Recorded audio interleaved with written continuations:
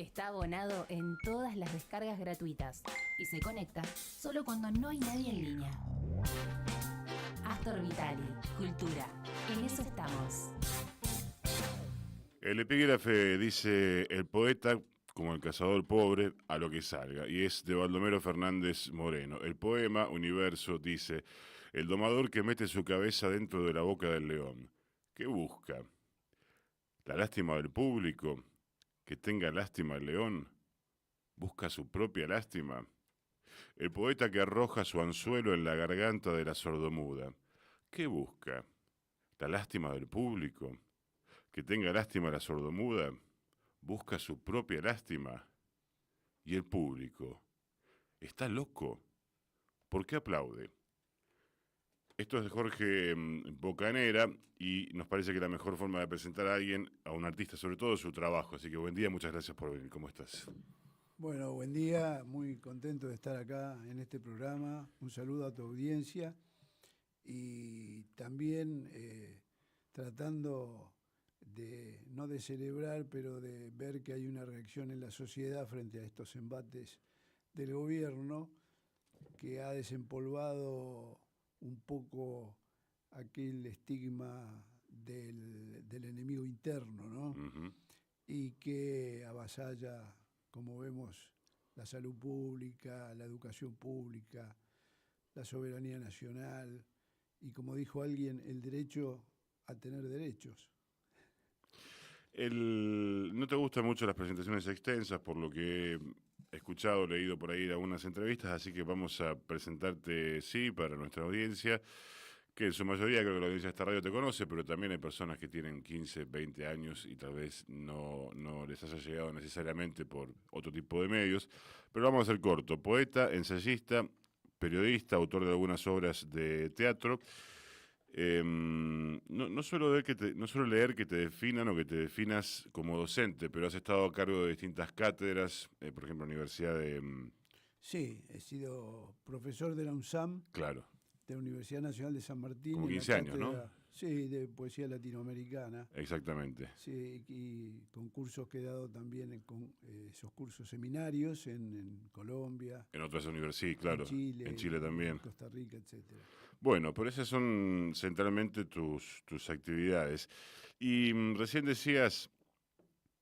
Ah, vamos a contar, pero perdón, vamos a contar que hoy a las 18 vas a estar en la sala de la Cooperativa Obrera, en el Centro Cultural de la Cooperativa Obrera, en contexto de la Feria del Libro de Bahía Blanca, y que hay un libro que es Tráfico Estiva, Suma Poética, editado por Hemisferio Derecho, que fue publicado en 2019 o 20, si no me equivoco, y por la pandemia, 19, y que Sí, por la pandemia no se pudo presentar en Bahía Blanca, sí en la Feria del Libro de Buenos Aires, y hoy claro. vas a estar, Sí, era pendiente, claro. era algo que teníamos pendiente con Diego Rosaque, Aquí que está, es, aquí lo saludamos. claro, que tuvo la valentía de atreverse a juntar 1000 libros y bueno, Es una de las antologías más largas, ¿no? es una antología, es la más larga, Porque eh, reúne libros completos, a diferencia de otros claro, que hay. claro, sí, hay otras antologías, sobre todo una marimba que lleva Sí. más de 10 ediciones en distintos países, que que salió en el 86, viene saliendo esa antología, y otras, pero esta reúne textos de 1974, porque se están cumpliendo 50 años de mi primer Sí. libro ahora, este año. Insistente con la poesía. Insistente con la poesía. y y bueno, y lo estamos de alguna manera ahora con esta presentación, cumplimos con eso que habíamos pensado de presentarlo acá en Bahía, porque ya desde la portada tiene algo, y desde el título, ¿no? El Sí. tráfico estiva. Ujú. Puerto Rico Eh, con el Puerto, que después vamos a hablar. Es una muy buena antología para quienes, que aquí en Bahía Blanca obviamente se consigue, digo, en el sentido de conocer, no están tus últimos libros, si no me equivoco, pero Están reúne todos los publicados. a todo lo publicado. Sí, Pensé que lo último no. después lo inédito no. Bien, perfecto. Entonces es un muy buen libro para acercarse a tu obra con tiempo, leyendo desde distintas perspectivas, ¿no? 1976, 2 años después de lo que estábamos hablando, eh, el contexto no hace falta explicarlo. Digamos que viajás forzosamente por América Latina. Y quiero preguntarte de ese momento, que me imagino que para un pibe de en aquel momento 22, 23 años, creo que a los 23 recibís el premio Casa de las Américas. Sí, Para alguien que entiendo que no había viajado mucho hasta ese momento, hace el viaje que David Viñas decía, el viaje latinoamericano, ¿no? Decía, estaba el viaje a París, en esa síntesis que tenía tajante Viñas, que hacían los intelectuales como a ungirse en claro, el sacramento claro. de la cultura europea, qué sé yo, y el viaje latinoamericano que inaugura el Che Guevara, etc. Todo esto para que digas lo que quieras de ese momento, pero sobre todo para preguntarte cuánto conocemos de la poesía de América Latina. Yo creo que conocemos muy poco. Aún ahora con las redes y con todas las posibilidades tecnológicas que hay, se conoce poco. Se va siempre sobre los mismos nombres y bueno, es como si yo tuviera en un sótano guardado 100 Picassos todavía. Es decir, hay mucho por conocer, eh, sobre todo en los movimientos de vanguardia de principios de los años 20, ¿no? Por ejemplo, el movimiento estridentista de México, que surge con coletazos de la Revolución Mexicana, los poetas esos son muy importantes, Maples Arce, Arzubide, etcétera, y todo lo que conlleva estos movimientos, ¿no? Revistas, etcétera, propuestas artísticas interesantes, que no son todas vinculadas a a los movimientos que se estaban dando en Europa en ese momento. Uh-huh. El surrealismo, el expresionismo, Claro. el ultraísmo en España, etcétera, etcétera. Sino que toman elementos innovadores, pero hay una búsqueda de identidad muy importante, ¿no? Que tiene que ver con lo nuestro, lo propio, lo vernáculo, las raíces, la negritud, el criollismo, el indigenismo, el nativismo, todos esos nombres y esas búsquedas. De hecho, un poeta muy grande de esa época que se estudió mucho ahora en el 2022, porque se cumplieron 100 años de su libro Trilce, es el peruano Vallejo, ¿no? Que es un representante también del indigenismo. El movimiento Vanguardia por esa época en Nicaragua, muy interesante, con otras características, más dependiente, menos de Europa y más dependiente de la lengua anglosajona.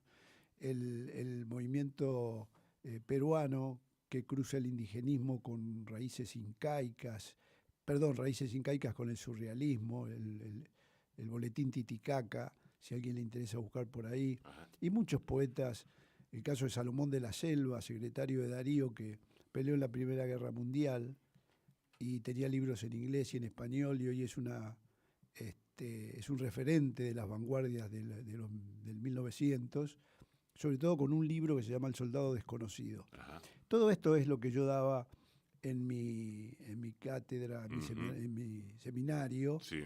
que primero lo dirigió Juan Gelman, después quedé yo como coordinador cuando él se fue a México, Sí.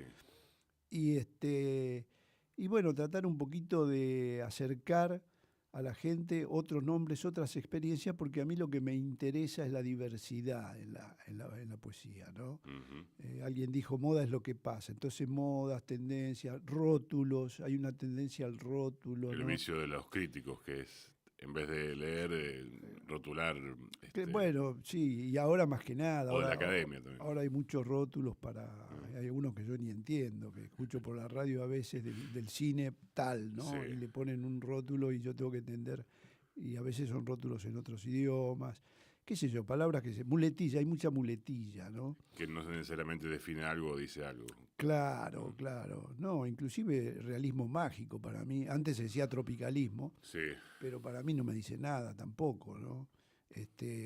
Yo estaba con un poeta, me acuerdo, hondureño, Roberto Sosa, un poeta nacido en 1930, el 18 de abril, me acuerdo porque es el mismo día que nací yo, nos hicimos muy amigos, y él me contaba que en un pueblo donde él vivía, en un pueblito, en una aldea en Honduras, Lloro, llovieron peces, unos peces plateados por un fenómeno atmosférico. Y yo le conté que en Ingeniero Guay, yo de chico, vi una lluvia de cascarudos. que nunca, bueno, nos intercambiamos esas cosas. Bueno, todo lo que uno podría decir de nuestro entorno, a otros les puede parecer exótico.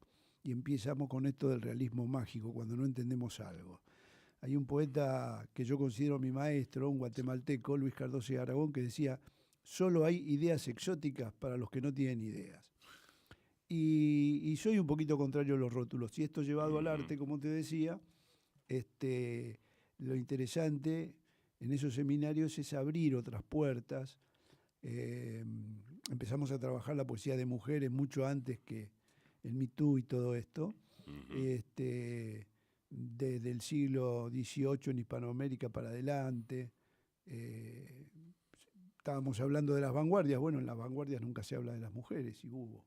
Magda Portal en Perú, Nora Lange en Argentina, Antonieta Rivas Mercado en México. Bueno, otras voces, abrirse a otras voces.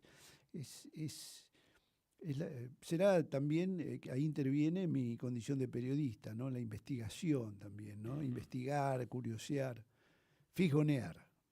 Fijonear. O sea que estaba pensando, no nos gustan los rótulos, yo comparto, pero a veces hay la necesidad de intentar comprender algún fenómeno, ¿no? Y aparece ahí, bueno, la ensayística, trabajar sobre diferentes poéticas. Y de lo que escucho, digamos, la diversidad sería algo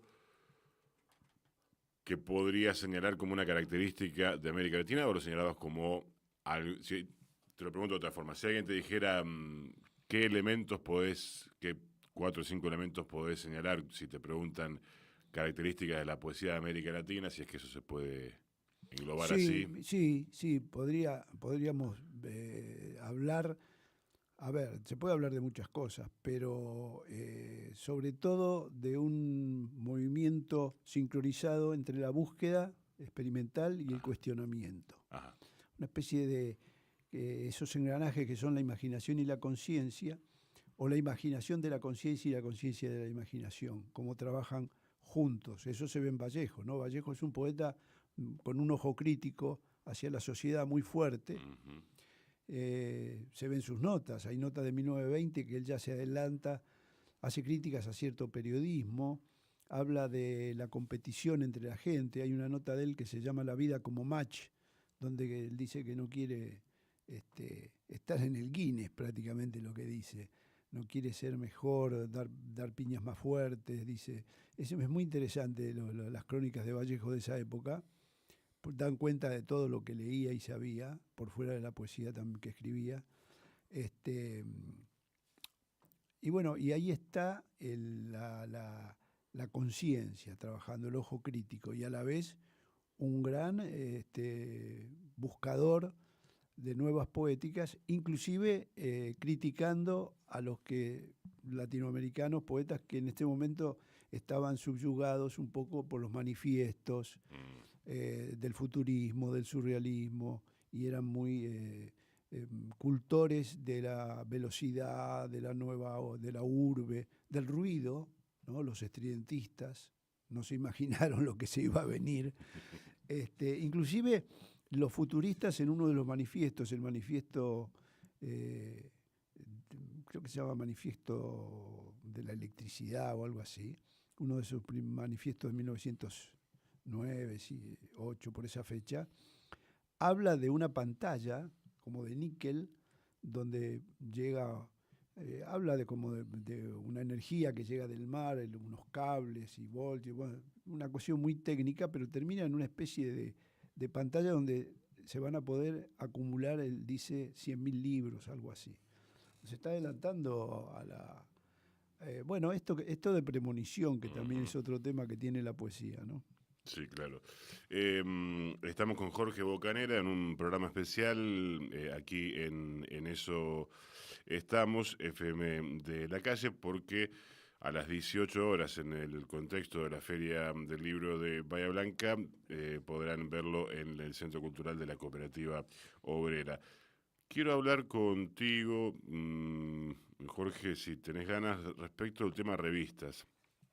¿Cómo no? En Argentina, Crisis, Plural en México, Aportes en Costa Rica, entre otras, de las que vos En esa fuiste jefe de redacción, si no me equivoco. Secretario de redacción. Secretario de redacción. Fui director de Nómada, que es la última revista que hice para la UNSAM, que fue un desafío Claro. sí, grande porque ahí el cóctel temático era un desafío entre lo que era la UNSAM, lo que es la UNSAM, Sí. los temas de ciencia, etcétera. Y lo importante en una revista es el cóctel temático, ¿no? Cómo eso puede ir armonizado con cómics, plástica, notas de libros, entrevistas, muestras de producción artística de las provincias, mucho material inédito y de América Latina. Las revistas fueron, creo, determinantes en ciertas discusiones. Lo puse en tiempo pasado, no sé, eso ya estoy opinando, no sé si fueron o son. Yo tiendo a pensar que fueron, pero pensemos, no sé, en caso no de la poesía necesariamente, pero literatura, dos ejemplos incluso contrapuestos, Sur, Contorno. Para plantear algunos debates que, digo, Ocampo, Hermanos Viñas, Rositten, etcétera, ideológicamente, ¿no? Para plantear algunos debates que marcaron después ejes de interpretación de en la academia dirían hermenéutica de la cuestión que se produce. Eran de circulación, no digamos masiva, pero sí entre quienes leen, producen literatura. Algunas eran directamente letras, no tenían mayor dibujo, digamos, imágenes y otras cosas. Y había crítica, había elaboración, había discusión, digamos, ¿no? Sí, Yo sí, noto sí, que sí. hoy no hay tanta discusión, sino más bien difusión de cositas. Y quiero preguntarte cómo vos participaste de algunas revistas y conoces a alguna de esta gente sobre la cual voy a volver. Quiero decir, sos protagonista de un mundo que también creo que ha cambiado mucho, ¿no? Mucho. Bueno, te lo dejo abierto el tema, para que hables de revistas de aquel momento, y de lo que quieras en torno de esa posibilidad de discutir, de debatir, que creo que hoy no está tan presente, por lo menos lo veo yo así, equivocado o no. Claro. Para ver ciertas épocas, inclusive, hay que revisar ciertas revistas. Claro. Tenemos revistas tan importantes en América Latina como Amauta, que sacó Mariatti en Perú, que fue importantísimo, todavía se estudia, donde pasa todo este acontecimiento que estamos hablando, latinoamericano, y cómo había corresponsales de todo el mundo prácticamente. Hay una revista también que duró mucho tiempo, que fue contemporánea creo que salió antes que Amauta, que fue Repertorio Latinoamericano, que sacó en Costa Rica Joaquín García Monge. Esa revista hay que estudiarla. Yo le decía a Horacio González en la Biblioteca Nacional que tendríamos que hacerle un homenaje a García Monge porque colaboraba hasta Lugones de aquí. Llegó a verlo Gabriela Mistral, intelectuales que iban a verlo, y convocaba a escritores de España y de Latinoamérica, y en todo este debate y en una diversidad de temas extraordinarios. Y la sacaba él prácticamente solo, con pocos colaboradores, pero sí mucha gente que escribía, estaba en contacto. Parece que funcionaba muy bien el correo por esa época porque todos estaban muy contactados, ¿no? Hoy se supone que estamos más contactados, pero yo veo más circulación en aquella época. Estaban al tanto de los libros que iban saliendo, que eran importantes, se discutía, se reseñaba, había esa polémica que vos decís. Incluso mi generación, nosotros tendíamos en los 70 a agruparnos y a sacar revistas. Y ahí había también adelantos de libros, debate, reseñas de libros. Ahora se estila, me parece a mí, los jóvenes hacen cada uno como una editorial. Ajá. Y es otra cosa. ¿Cómo sería eso? Y ya no hay esa conversación que había. Cada en quien las revistas. elabora su sello, digamos, Claro. y no interviene colectivamente en una discusión. Claro, es otra cosa. La revista es muy importante, como te dije, me parece que para estudiar ciertas épocas de América Latina hay que ir a las revistas. Sí, sí. En Argentina, cantidad de revistas, los 60, 70, bueno, vos hablaste de Contorno, fue muy importante con con David Viñas, con Ismael Viña. A David lo conocí yo en México, no lo conocía. Lo conocí en México, hicimos una editorial, cooperativa editorial Tierra del Fuego, con Orgambide, con Costantini, Sí. algún otro, Alberto Ádelas, de teatro. Y bueno, siempre el intercambio, ¿no?, de ideas, ahí está la riqueza, me parece a mí.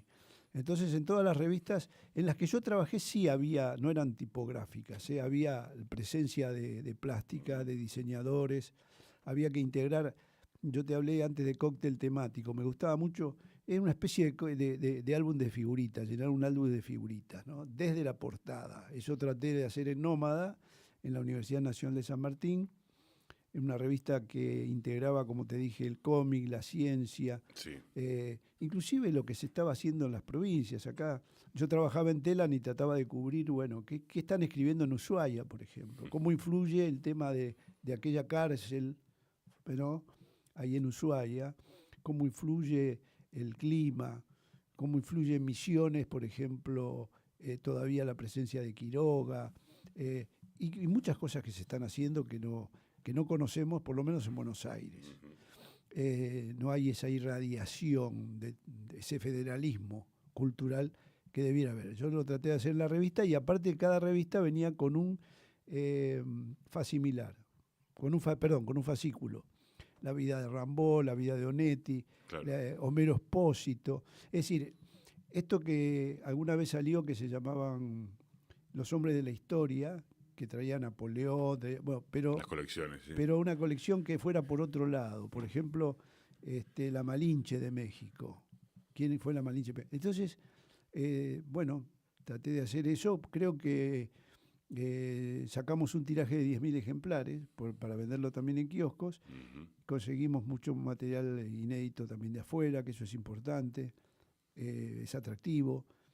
Y lograr este cóctel temático que te decía. A mí me gustó mucho siempre trabajar tanto en Crisis, que fue una revista que había fundado Octavio Paz en México. Después él se fue a sacar la revista Vuelta y aprendí mucho porque era también un lugar de mucha circulación, ¿no? Esas oficinas. Ahora cuando se habla el otro día escuchaba por la radio a alguien que hablaba de las bondades de trabajar solo, Sí. las ventajas, y yo decía, pero qué feo, porque yo solo no aprendí nada. Yo aprendí en las redacciones, en esos lugares donde podías escuchar a estos escritores, ¿no? A Bayer, a Hellman, Claro. a Cardenal. Me tocó presentarlo a Cardenal en varios países, inclusive cuando cumplió 90 años salió su antología de los 90, lo presenté en Palacio de Bellas Artes de México. Es decir, la redacción de las revistas también como lugar de encuentro, para mí fueron muy importantes. No sé, ahora ya, inclusive me invitaron a hacer en un curso que dan la UNSAN donde hablan de Sí. revistas, pero ya más digitales, y no lo tomé porque desconozco ese mundo. No has entrado a la cuestión digital. ¿O has No, entrado y no te convence? no, bueno, ya cumplí un ciclo con las revistas, digamos, y lo digital es otra cosa. Bueno, tampoco el tiempo hay que aprovecharlo más en lo que, por ahí en la poesía, en algunos ensayos que tengo programados hace rato, y que llevan en la investigación mucho tiempo. Creo que es clara la imagen de revista por un lado, redacción, gente que se reúne y que necesariamente estudia cosas, porque por ahí dice, bueno, vos ocupate de tal tema, vos de tal tema, entonces vas a trabajar. Y por otro lado, la imagen que planteabas de cada uno con una editorial, donde nadie se contacta y en última instancia nadie se interpela. Entonces ahí, digo, como síntesis tal vez de lo que planteabas, y esto que hablábamos de si se discute o no hoy o cómo, quedan estas pequeñas islitas, que ni islitas, porque las islitas por lo menos hablan con el cruzo del puente y le van a comprar el agua, qué sé yo, pero si quiero no discuto con nadie, termina siendo, ¿no? Una cosa así. Sí, hay algo bueno, salvando, hay excepciones, ¿no? Digo, no todo el mundo Sí, maneja una editorial. Acá está Rosaque, que yo creo que es una editorial. Yo le quiero agradecer el libro que sacó, Tráfico Estiva, pero ha sacado libros como el de Alicia Parnoy, Ujú. sobreviviente de la escuelita, un libro que yo se lo presenté, creo que fue en la Biblioteca del Congreso, y ya la había entrevistado a ella para un libro Redes de la Memoria sobre escritoras Sí. secuestradas sobrevivientes. No todas las editoriales son lo mismo, ¿no? Pero sí, falta lo que debía decir, que falta, me parece a mí que estas nuevas tecnologías incluso Sí. nos están borrando el discernir, ¿no? Ujú. Y Vamos a consultar A en lugar de claro, pensar claro. en uno Entonces el mismo. discernir, bueno, no sabés lo que está bien, lo que está mal. No podés vincular cosas, Mm. ¿no? Hay un poeta que decía que el vislumbre era reflexión vertiginosa. Reflexión vertiginosa, pero eso se produce cuando vos comparás también, ¿no? ¿No es cierto? Comparás. Para comparar tenés que conocer, Claro. tenés que tener un cúmulo de elementos, investigar, pero claro, si está el aparatito que te dice, Sí, que uno le pregunta, ¿qué pienso de tal cosa? Se lo pregunta el aparatito en lugar de claro, sí, hacerse un claro. juicio, Entonces sea cual hay fuere. una cuestión con el discernimiento y hay una cuestión con la observación, porque también me parece que tiene mucho que ver la pausa, la reflexión, en todo esto que estamos hablando. Contempla el mundo, que leyó alguna vez Tuñón de Bacón y que de alguna manera lo llevó a la idea de la poesía, ¿no? Como un modo de contemplación. Claro, claro. Y un paréntesis, Tuñón, tengo una foto con Tuñón con bigotes, que es la Sí. única que debe aparecer con bigote, que está en Ingeniero Guay, que es donde él dice que va a un circo pobre y que descubre a su alter ego, que era un prestidigitador que se llamaba Johnny Walker, y él saca a Juancito Caminador.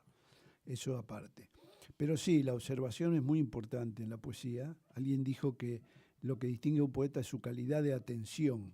Ajá. ¿Y qué pasa? Que la aceleración borra esa observación, esa pausa, esa intensidad del instante, dijo uno. Estamos con Jorge Bocanera. Hablando del tema poético en sí, yo sé que es difícil reflexionar sobre la propia obra, así que yo te voy a hacer preguntas más que de tu obra, del trabajo, digamos, de la elaboración, que tal vez sí se puedan compartir mejor. Vos hablas sobre lo que quieras, obviamente, referido a estos temas, pero quería preguntarte acerca de algo que me parece que es destacable en el sentido de que aparece en tu trabajo, que es la relación con los epígrafes. Eh, ¿Cómo trabaja? Si yo tuviera que pensarlo, digo, bueno, siempre se evidencia que como una especie de diálogo con la humanidad, con la literatura universal, con lo que se ha escrito, con los, cómo dialogo con un tema a través de lo que otro ha pensado. Bueno, te hago la pregunta abierta, como si fuera una conferencia, una clase abierta, y te pregunto, ¿cuál es tu modo de ver la relación con los epígrafes, que creo que aparecen, ¿no? Interesante, nunca me lo habían mencionado eso. Está bueno sacarlo a la luz. Eh, bueno, pienso, ahora me haces pensar, que tiene que ver con una teatralidad que puede tener la poesía en que yo hago, donde hay mucho intertexto. Ahora acabo de escribir un poema que se llama Remolinos sobre Walsh, donde aparece un poco la carta de Walsh mezclada con el poema.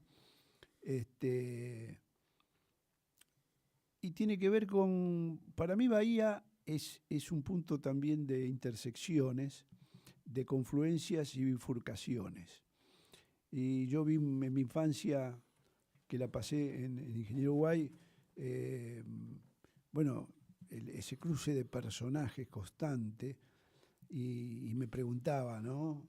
Muchas cosas sobre esos destinos tentativos, me imaginaba, este, eh, me parece que yo a veces busco recrear ese mundo de personajes, tanto en las crónicas de vida, yo tengo libros de crónicas de vida, de historias de vida, donde buscaba, capaz que estoy buscando esos personajes otra vez, reunirlos en algún lado, y entran a mi poesía distintas voces, así como entran personajes como Ana Frank, Rimbaud, Jacobo Figman, qué sé yo, Pizarnik, Me parece que forman parte de ese teatro de personajes que busco recrear de chico, buscando quizá los personajes que yo veía ahí en la calle, me cruzaba por el puerto. Es decir, por ejemplo, mi papá cantaba tangos, Ujú. ¿no? Cantaba Con tangos. algunas orquestas de acá de Sí, Bahía. con Luis Boná, Ujú. con Martínez Meloni, etcétera. Y bueno, eh, por ejemplo, ahí en mis historias está Goyeneche. Capaz que yo lo agarré para ese álbum de recreación que te estoy Ujú. diciendo. O conocí y entrevisté al capitán del barco de Hemingway. Capaz que ahí está el marinero, ¿no? Pienso que entran dentro de ese diálogo también, Ujú. que puede ser una poesía, puede tener esas voces adentro. Ujú. Jorge Bocaneras, a quien está escuchando. Voy y vengo de temas poéticos a temas de actualidad o más conceptuales. Em, Hablando de epígrafes, dice Eduardo Pavlovsky en Resistir Cholo, hablando de una experiencia de que creo que participaste, teatro abierto, si no me equivoco. em, la bomba que destruyó el Teatro Picadero fue la respuesta al riesgo de la acción militante. Intentó paralizar la gesta, meter miedo, incendiar, su oficio, pero solo logró destruir el edificio, porque la gesta rebalsó la anécdota. Existía demasiada intensidad, demasiadas pasiones entre todos, y la mejor vacuna contra el miedo es el cuerpo social solidario en movimiento. ¿Por qué lo traigo? Vos que has participado en distintos momentos en América Latina, en Argentina, de la organización, en la política y en la cultura, yo me preguntaría y te preguntaría cuál es el cuerpo social solidario en movimiento en el ámbito de la cultura hoy, si es que lo hay, si es que lo encontrás. Bueno, yo creo que se está formando, ¿no? En toda esta reacción que hablamos al principio, que vos mencionaste también, se está formando todo un cuerpo. Hay todo un programa ahora que estaba leyendo que se llama El Grito de la Tierra, donde van a hacer espectáculos en distintas partes del país, que son todos actos culturales, pero también de resistencia al denunciar todo lo que está pasando, esta estigmatización del intelectual, del hombre de ciencia, del educador, etcétera, eh, que pasamos a ser todos sospechosos, esa cuestión del enemigo interno. Yo participé en Teatro Abierto estando exiliado en México, Ujú. porque ese año abrieron podían participar alguien que mandara, iban a elegir algún texto que se mandara por fuera de los que hacían Teatro Abierto. Y había un jurado, qué sé yo, y eligieron una obra mía que yo mandé de México, que la hice como un cuento, y luego Atahualpa del Chopo, el líder del Teatro El Galpón, el famoso Teatro El Galpón de Uruguay, que estaba allá en México, me dijo, no, pero usted trabájelo como teatro. Orgambié también me decía, yo quería hacer una obrita Sí. de esa obra, Rabal Amargo se llamaba. Bueno, y la mandé y la eligieron y la siguieron dando. Salió publicado en una antología sobre las obras de teatro abierto. Y bueno, ahí se ve, estaba también música abierta, creo, en ese momento. Había varios eh, espacios donde bueno, se luchaba contra la dictadura de ese momento. Ujú. Y, y bueno, me integré siempre a esos movimientos de una manera, de la manera que yo podía, desde la escritura, desde el periodismo, qué sé yo, de donde uno puede. Desde la poesía y desde de la canción también, de la Ujú. poesía. Mercedes Sosa grabó Será Posible el Sur, que es un tema de esos años, está escrito Ese es con Nahuel Ponce de Peralta, ¿no? claro, y El ahora compositor. lamentablemente vuelve a tener vigencia. Nos volvemos a preguntar, ¿será posible todo esto que nos está pasando, ¿no? Entonces, pienso que hay toda una reserva, sobre todo cultural en Argentina, muy fuerte, que vamos a ver, hay una pulseada. Yo veo una Ujú. pulseada en el medio, muy grande, con este poder que no tiene contemplaciones y que habría que ver hasta dónde va a llegar, porque ahora lo que hay es una diseminación del miedo, pero y mucha amenaza, ¿no? en ciernes. Hay que ver hasta dónde llegan, porque si van por la imaginación... yo me acuerdo que vivía en Costa Rica, o ya no vivía, no me acuerdo. Viví 8 años en Costa Rica, y había el director del Instituto Internacional de Derechos Humanos, Juan Méndez, era un gran abogado, es un gran abogado que hoy dirige en Naciones Unidas, creo, una sección de derechos humanos muy importante todavía. Y yo hablando con él una vez, que lo entrevisté porque justo eran esos años en que habían metido preso a Pinochet. Entonces se hablaba mucho del caso, pero había que saber de leyes también para saber en qué podía derivar eso. Y yo lo entrevisté porque, bueno, era la fuente que podía darme los datos más. Pero nos fuimos también para otro lado, y después yo le dije, miren, en Argentina, bueno, hablamos de los 30.000 desaparecidos, y yo le dije, bueno, también estuvo desaparecida la imaginación. No lo dije como un chiste, lo dije como algo que puede quedar amordazado, relativizado, apagado en tiempos de censura y autocensura. Entonces, Autocensura es un mecanismo más poderoso a través del terror, ¿no? Del miedo. Sí, entonces tendríamos que pensar a dónde nos puede llevar todo esto, Sí. Borramiento de la identidad inclusive, ¿no? Porque se habla mucho, yo escucho mucha radio sobre todo, Sí. y se habla mucho de lo económico, que es importantísimo, pero no salimos un poquito de ese tema. Que si el déficit fiscal, que si el dólar, que hacen falta inversiones, Sí. en ese esquema además, ¿no? Todo el tiempo se habla de eso, y yo creo que hay otras cosas que hay que hablar, que es lo cultural, hay otros valores, hay otras virtudes, hay el tema de la dignidad, el tema de la soberanía, bueno, y el tema de la imaginación, ¿por qué no?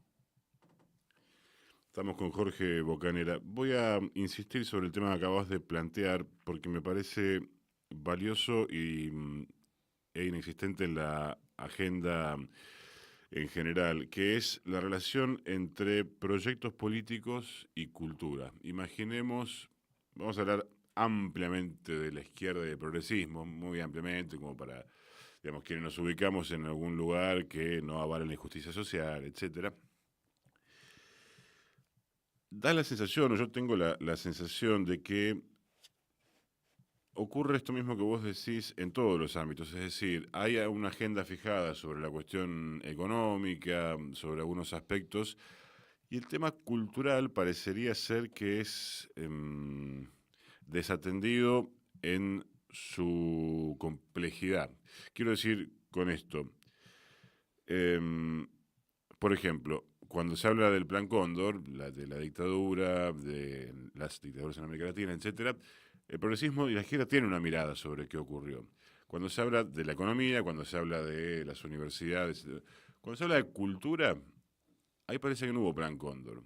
¿En qué sentido? Te dicen, por ejemplo, en la música apareció el disco, ¿no? Apareció como si por arte de magia se constituyeran dispositivos.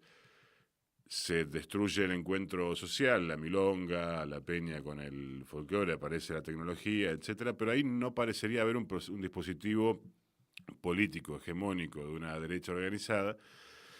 Y también está aquello de que el mercado entendió hace rato que las subjetividades son el lugar para colonizar como centro de disputa. Ahí aparece, qué sé yo, desde Hollywood antes, ahora todo el mundo tiene su dispositivo y mira... Creo que esa es la palabra, colonizar el sentido común, ¿no? Exacto. Y lo que quiero preguntarte es... si vos que también has recorrido, como hemos dicho, América Latina y has hablado con artistas, dirigentes, has visto experiencias políticas de organización, etcétera, si no te parece que hoy, o qué te parece la relación entre proyectos políticos y cierta ausencia de una mirada sobre lo cultural como un tema central en este sentido, en el sentido de la disputa de las subjetividades. Dicho de otra forma, los progresismos, y muy sintéticamente para aclarar tal vez mi punto de vista y ayudar o despejar la pregunta, los progresismos tal vez en algún momento incluso hasta mejoraron relativamente la economía de algunos sectores. Hablo del último proceso del 2000 y pico, ¿no? Pero sobre el tema cultural, eso se lo dejamos al mercado. Eso que, o a lo sumo financiamos para que uno entre al mercado cultural, pero no para hacer experiencias comunitarias, etcétera. ¿No hay un déficit ahí de comprensión de las Claro, izquierdas respecto a la importancia de la cultura? sí, me parece que hay dos cosas de lo que decís, Astor. Una es el tema de los lazos sociales, ¿no? Hay un ataque a los lazos sociales y eso tiene que ver con esta cosa del individualismo. Bueno, el afectar a los lazos sociales, el afectar la fraternidad, la solidaridad, el debate de ideas, el diálogo, ya está afectando a la cultura, eso hay que tratarlo. Eso me parece importante. Lo otro que te iba a decir, ahí se me fue, es el tema de buscarle a veces, desde esa mirada progresista también, una utilidad a la cultura, utilidad en términos de rédito, ¿no? Bueno, nosotros, qué sé yo, tenemos que defender a cierta parte de la cultura porque da rédito, como si eso fuera lo importante. Yo hablaba, No da pérdida. claro, no da pérdida. Bueno, el cine que nos hizo ganar 2 Oscars, nos hizo quedar tan bien, pero la cultura es mucho más, la cultura argentina. Tiene que ver con muchas cosas, no todas tienen el mismo rédito o ganan Oscar, y hay que defenderlas por igual. Hay un libro que se llama, creo que el autor Ordine, el apellido, La utilidad de lo inútil, algo así, que leí hace poco, que hablaba de un alemán joven, Erich, que trae muchos ejemplos de descubrimientos científicos que empezaron no por un afán de lucro, no por el beneficio, no podemos seguir esa lógica, sino que empezaron hasta por lo lúdico, empezaron por la curiosidad, por el investigar, por una obsesión, por buscar. Y estaban todos los descubrimientos importantes ahí. Y del joven Eldridge dice que trabajaba siempre estudiaba medicina, estaba con un microscopio y su escritorio estaba lleno de pigmentos y un profesor que lo quería, le preguntaba, bueno, ¿qué estás haciendo hoy? ¿Qué sé yo? Y dice, bueno, estoy probando, estoy jugando. Y gracias a ese hombre hoy nos podemos sacar sangre y ver de qué tipo es la sangre, etcétera. Es decir, gracias a todo el trabajo que hizo ahí y posterior. Que un laboratorio privado, ningún laboratorio te va a financiar por decir, estoy jugando, ¿me financiás? Bueno, ahí da muchos ejemplos, Ordine. Sí. Y tiene que ver con esta lógica, ¿no? De la utilidad, para qué sirve, ¿no? El poeta que yo hablaba, Luis Cardoso y Aragón, Sí. que yo considero como maestro. Bueno, García Márquez lo cita cuando gana el Nobel, lo cita a Cardoso y Aragón como uno de sus maestros también. Yo llegué a conocerlo en México, a Cardosa. Es uno de los tesoros mejor guardados de la literatura latinoamericana, impresionante. Y decía, la poesía no le hace los mandados a nadie. Entonces eso de para qué sirve, ¿no? Bueno, entonces estaríamos preguntándonos para qué sirve la música, para qué sirve, bueno, todo aquello que tiene que ver con hacernos mejor como seres humanos.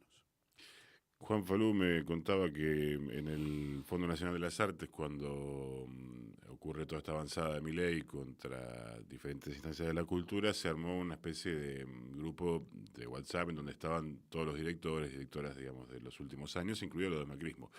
Y que la discusión interna era esta, uno de los argumentos son, bueno, se autofinancia, ¿no? Claro. No pierde. Claro. Y él decía, pero no es el argumento. El argumento es que un pibe jujeño puede acceder a grabar su disco, Claro. editar su libro, una beca para estudiar en tal lado, Esa es la y cultura. que hay que poner plata para eso, no que no se gasta o que se gana. Sí.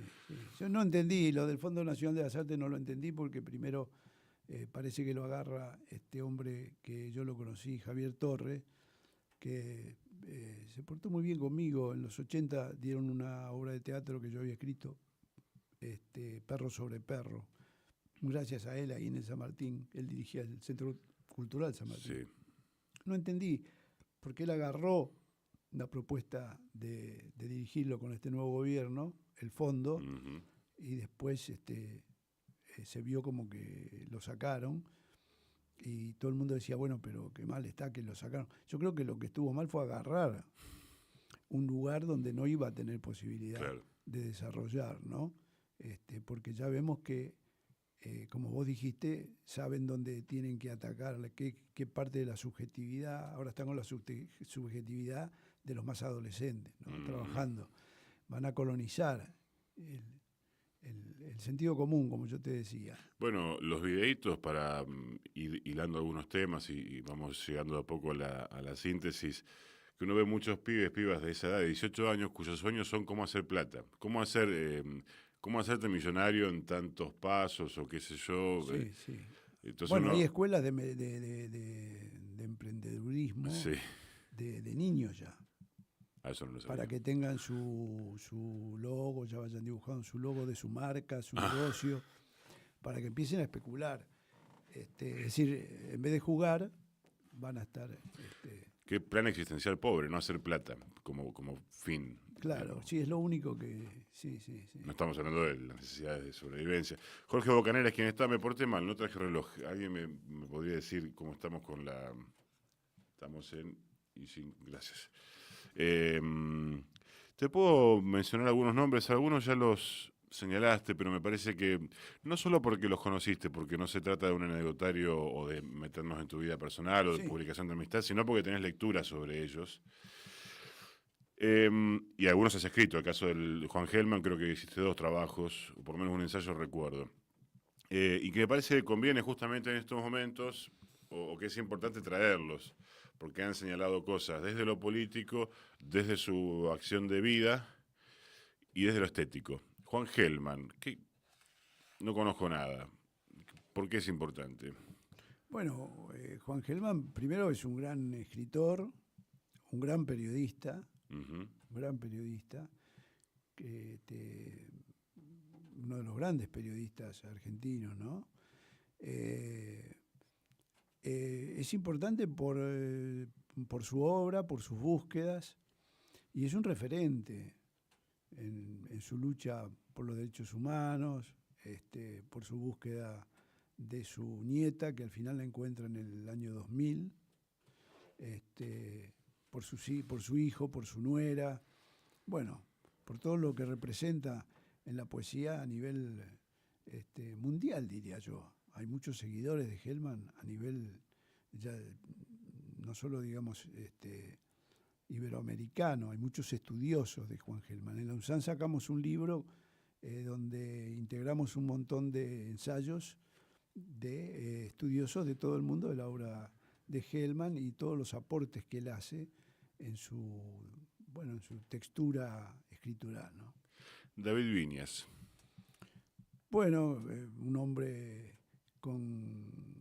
ya sabemos quién es David como narrador, como polemista de la cultura nacional, así que yo lo escuchaba bastante cuando estaba en México. En México, sí. En México. Él estuvo exiliado primero en España, de ahí llega a México, ahí es cuando hacemos la cooperativa editorial esta, y sobre todo escucharlo a David, era un placer, y hasta debatir algunas cosas con él que obligaba a pensar mucho para discutir con David, y cómo vinculaba y manejaba todo el tema cultural y político argentino, toda esa red. Sí, un vecino de Banfield. Cortázar. Bueno, Cortázar lo conocí en Nicaragua, sí, a través de eso de vecino de Banfield es por la anécdota, cuando él da el discurso, le entrega la orden Rubén Darío en Nicaragua y se hace una fila después para saludarlo, sobre todo de embajador, de gente de la diplomacia, que le dice el nombre y el cargo. Y yo me metí en la fila y estaba ahí en Nicaragua, yo como jurado de un premio importante con el cardenal y otra gente, y me metí en la fila y yo soy muy tímido y creo que él también, nos reconocimos enseguida en eso. Y yo me presenté, le dije mi nombre y le dije un vecino de Banfield. Claro. Venía el cónsul de tal lado. Él vivió en Banfield. Sí. Para él Banfield es lo que fue para mí, lo que es para mí Guaite también, ¿no? La infancia. Él vivió de los 4 años hasta los 18 ahí. Entonces, hasta los 10, ¿no? Hasta los 10, 11, sí. Entonces buscaba me preguntaba sobre el Banfield que yo conocí y me hablaba del que él conoció y empezamos ahí a vernos y a hacer una pequeña amistad, porque después nos vimos en México, pero fueron sus últimos años. Ujú. Cardenal, que lo mencionaste recién. Bueno, a Cardenal lo conocí cuando tenía 50 años él, hasta los 90 o 90 y pico. Lo presenté en varios países, estudié su obra. Me parece que es uno de los últimos humanistas a nivel latinoamericano, con una obra muy voluminosa. Bueno, y reunía esas características de la poesía, la militancia, era sacerdote, era muy particular, ¿no? Inclusive lo presenté acá en Cosquín. Ujú. Sí, un argentino amigo hizo un documental sobre él, Modesto López, y bueno, y representaba ese cruce entre la religión, la modernidad, el pasado precolombino, un cruce de discursos que tuvo impacto en la poesía latinoamericana de los años 60. Ese cruce de discursos, ¿no? Porque él utilizaba cifras, nombres, siglas, etcétera. Jorge Bocaneras, a quien están escuchando, estará hoy a las 18 en la Cooperativa Obrera, en el Salón, en el marco de la Feria del Libro. Puse solo algunos ejemplos. Vayan a escucharlo después, léanlo. Y ahí quiero preguntarte, porque hemos mencionado 3 géneros, y me gustaría, respecto de eso, que puedas decir algo en torno de qué implica como método de trabajo, como desafío, trabajar, por ejemplo, con poesía, por ejemplo, con ensayo, por ejemplo, con teatro. ¿Tiene que ver con exploración estética o tiene que ver con por dónde salen, es decir, en qué forma salen búsquedas, necesidades, etcétera? Sí, bueno, sobre todo yo me considero poeta, ¿no? A Sí, sí, partir claro. de imágenes, a partir de ideas. Y después hay ideas que tienen más que ver con una propuesta dramática, hay otros que tienen que ver con desarrollar un tema. Hace rato que vengo trabajando un libro de ensayo sobre García Lorca, que debe ser el autor que tiene más bibliografía publicada, uno de los grandes autores universales que tiene hay mucha bibliografía sobre García Lorca. ¿Por qué hacer un nuevo libro? Y yo me di cuenta que me parecía, leyendo, investigando, aparecen de pronto temas, ¿no? Asocia uno en esto del asociar que estábamos hablando, del vincular. Estaba asociado García Lorca a muchos grandes de la literatura latinoamericana y eso no estaba en ningún lado. Se hablaba siempre de que él vino en el 33 a Argentina, estuvo unos meses, conoció a Girondo, conoció a Neruda. Entonces, para los investigadores europeos, para los biógrafos, esos son los nombres que resuenan, sobre todo Neruda, pero fue amigo de Discépolo, García Lorca. Es decir, hay muchos nombres de gente, tanto en lo popular como inclusive en la política, como en el arte de vanguardia, que él conoció y que en su juventud y en la juventud de esta gente, y que después fueron grandes referentes de nuestra cultura. Entonces, ponerlos juntos, ¿no? Lo latinoamericano, inclusive antes de que Lorca saliera a sus viajes por Cuba, la Argentina, Montevideo, Uruguay, perdón. ¿Qué relación tiene para vos o qué relevancia tiene para vos en tu trabajo poético tener no quiero usar el anglicismo background, pero no me sale otro, tener un trabajo previo de lecturas, sea en la ensayística política, filosófica, es un contexto ideológico, filosófico, metafísico, si querés, cómo se constituye tu mirada del mundo a través de distintos saberes teóricos a la hora de ir por un género que va por otro lado. Vos has dicho que va por los márgenes, digamos, no tiene que ver con la escritura más dura, ensayística y demás. Pero, ¿cuánto crees que importa para vos o para alguien que quiere escribir en general tener una formación, una inquietud por las cosas que se han pensado antes, escrito, etcétera? además de leer poesía, ¿no? Y yo sí, creo que es importantísimo. A mí me ha enriquecido mucho todo esto de los viajes por América Latina para ampliar mi visión del mundo. Creo que hay que tener una visión del mundo, hay que tener algo para escribir, hay que tener algo para decir.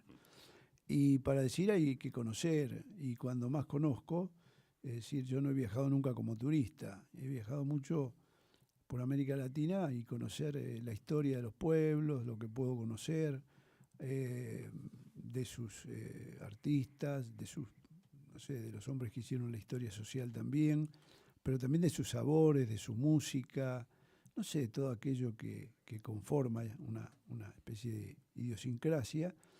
Y todo eso después no sé cómo se filtra, cómo permea al mundo de la creación. Habría que ver cómo permea para el mundo de la creación. Eso después es una cuestión de cocina de cada uno. Yo uso mucho el tema de la cocina para explicar un poco. Y aparte la cocina tiene que ver, porque un plato es como un libro abierto, un plato de buen guiso, ¿no?